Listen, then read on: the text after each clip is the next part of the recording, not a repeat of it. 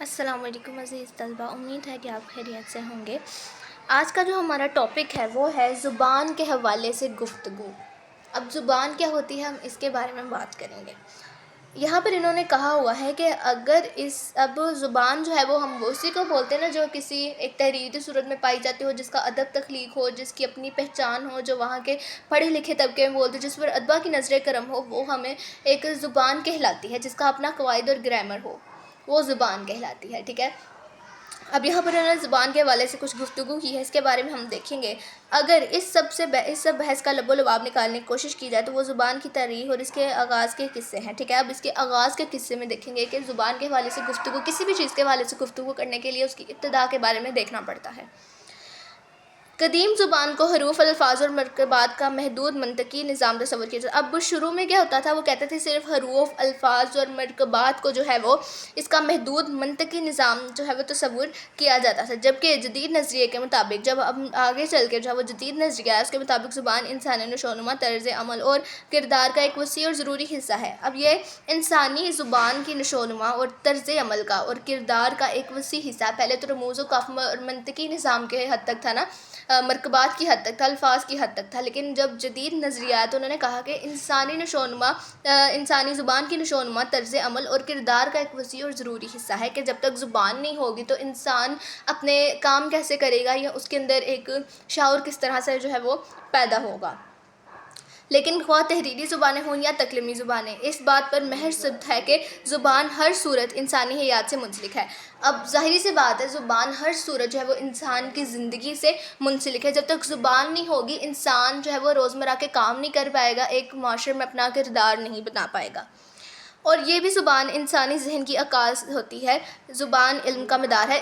زبان جو ہے وہ انسانی ذہن کی عکاس ہوتی ہے۔ اگر کوئی انسان جو ہے وہ اپنے تلفظ کی ادائیگی ٹھیک سے کر رہا ہے، اس کی شائستگی اس چیز سے ظاہر ہوگی، اور اگر کوئی گواری بولی بول رہا ہے تو اس سے اس کی پرسنالٹی جو ہے وہ واضح ہو جائے گی۔ زبان علم کا مدار ہے۔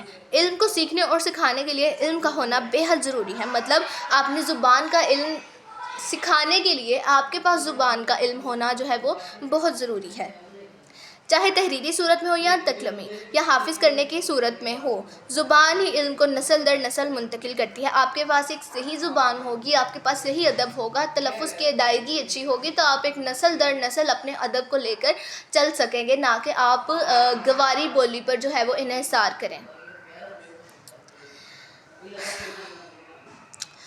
یہی زبان علم کو الفاظ کی صورت میں ڈھالتی ہے۔ اب یہی زبان جو ہے وہ علم کو الفاظ کی صورت میں ڈال دیتی ہے، کہ ہم جو علم حاصل کرتے ہیں اسی علم کو ہم اپنے الفاظ کے ذریعے سے جو ہے وہ لوگوں کے سامنے بیان کرتے ہیں۔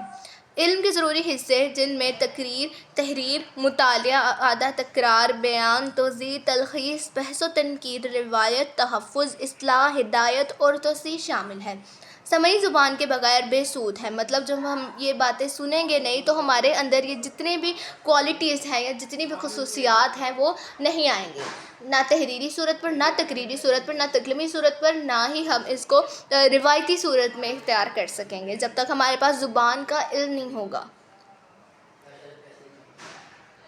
زبان کے بغیر نہ بولنا ناممکن ہے، اور نہ لکھ لینا نیز علم کے میدان میں زبان کی وہی اہمیت ہے جو سانس کو انسانی جسم میں ہے۔ اب جب ہمارے پاس زبان نہیں ہوگی، ہماری زندگی کیسے گزرے گی؟ نہ ہماری سیاست چلے گی، نہ ہماری معیشت چلے گی، نہ ہماری زندگی چلے گی۔ تو زبان کے بغیر زندگی ناممکن ہے۔ تو انسانی جسم میں سانس کی اہمیت رکھتی ہے زبان۔ زبان کے حوالے سے کچھ خاص نظریات بھی موجود ہیں، جن میں سے ایک یہاں پر کچھ ماہرین لسانیات نے جو ہے ہمیں تھیوریز دیں، جن کے بارے میں جو ہے وہ ہم آگے چل کے ذکر کریں گے۔ اس کے اندر ہے دا بوو تھیوری۔ یہ زبان کی ابتدائی شکل کو جانوروں کی چیخ و پکار سے موسوم کرتا ہے۔ دا بوو تھیوری جو ہے وہ اس کو ابتدا میں جو ہے وہ کہتے ہیں جانوروں کی زبان سے اس نے تشکیل دیا ہے۔